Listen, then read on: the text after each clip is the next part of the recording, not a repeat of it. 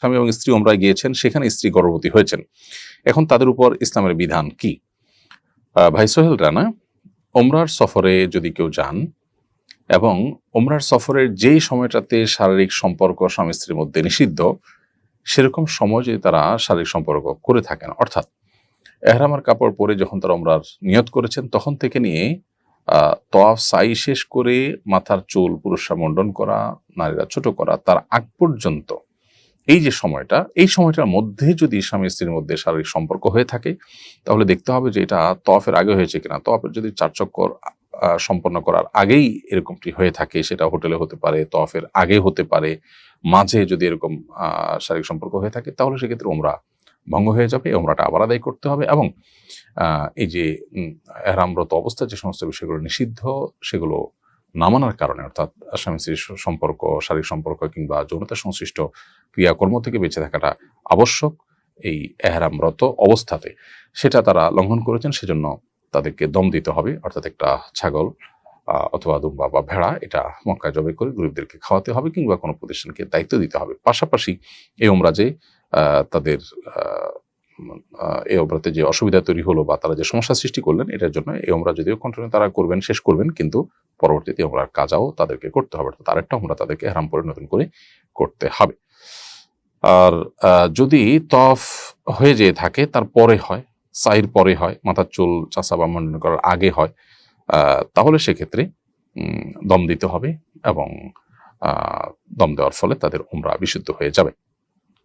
আর যদি ওমরার সফরে এহরামরত অবস্থায় শারীরিক সম্পর্ক না হয়, বরং এহরাম এর সময়সীমা শেষ হয়েছে, মাথার চুল মুন্ডন চাচা শেষ হয়ে গেছে, স্বাভাবিক পোশাক পরছেন, তারপরে তাদের মক্কা কিংবা মদিনায় শারীরিক সম্পর্ক হয়ে থাকে এবং তাতে গর্ভবতী হয়ে থাকেন স্ত্রী, তাতে কোনো অসুবিধা তো নেই, গুনাহের কোনো কারণ নেই এবং দম দেওয়ারও কোনো প্রশ্ন ওঠে না। বিধায় সেটাকে অপরাধ মনে করার বা কোনো অন্যায় মনে করবার কোনো কারণ থাকতে পারে না।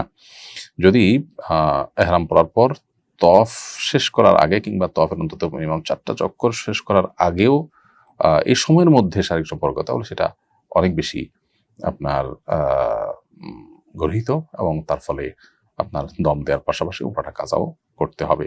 এটাকে কন্টিনিউ করার পড়লেও ওমরাকে কাজা করতে হবে এবং পাশাপাশি দম দিতে হবে। আর এর পরের সময়ের মধ্যে হলে শুধু দম দিতে হবে, ওমরা কাজা করতে হবে না। আবুল আহমেদ, আপনি আমাদের ইউটিউব চ্যানেলে লিখেছেন, আমি একটা চাকরি করতাম, একসময় চাকরিটা ছেড়ে দিয়েছি, মালিক আবার আমাকে নিতে চান, আমি গেলে এই পদের বর্তমান কর্মীকে বাদ দেবেন, আমার কারণে আরেকজনের চাকরি চলে যাবে, এজন্য আমার গুনাহ হবে কিনা?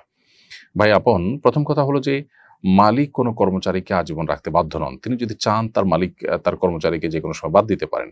আপনাকে তার ভালো লাগে বা আপনার প্রতি তার দুর্বলতা আছে, সেই জায়গা থেকে তিনি যদি আগে থেকে থাকা কোনো কর্মচারীকে বাদ দিতে চান, তিনি দিতে পারেন। তবে শর্ত হলো সেই শ্রমিকের সাথে তার যে চুক্তি আছে, সেই চুক্তির লঙ্ঘন যেন না হয়। ধরুন কাউকে বাদ দিতে হলে বলা আছে যে 1 বছরের মধ্যে বাদ দিবে না, অথবা বাদ দিতে হলে 2 মাস বা 3 মাস আগে তাকে নোটিস করবে। এসব কিছু যদি ঠিকঠাক রেখে তিনি বাদ দেন, তাহলে তো সেটা তিনি করতেই পারেন। আর যদি চুক্তি ভঙ্গ করেন, তাহলে সেক্ষেত্রে সেখানে আপনার যাওয়াটা ঠিক হবে না। আপনি মালিককে তখন আর্গুমেন্ট করবেন যে একজন হক নষ্ট করে তার সাথে চুক্তি লঙ্ঘন করে আপনি আমাকে নিতে পারেন না।